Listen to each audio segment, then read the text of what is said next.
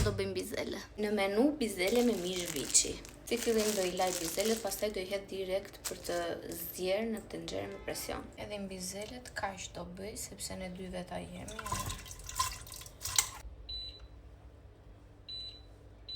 Nuk e di a dëgjohem unë, po qepën me mishin, po i skuq bashkë. Pastaj do hedh domaten, do seleksionoj mishin dhe qepën bashkë me domaten do t'i furloj.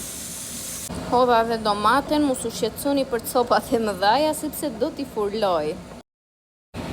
Okej, domaten dhe qepën e furlova, tani do t'i shtoj mishin, do t'i shtoj ujë dhe do t'i lë të zjeri.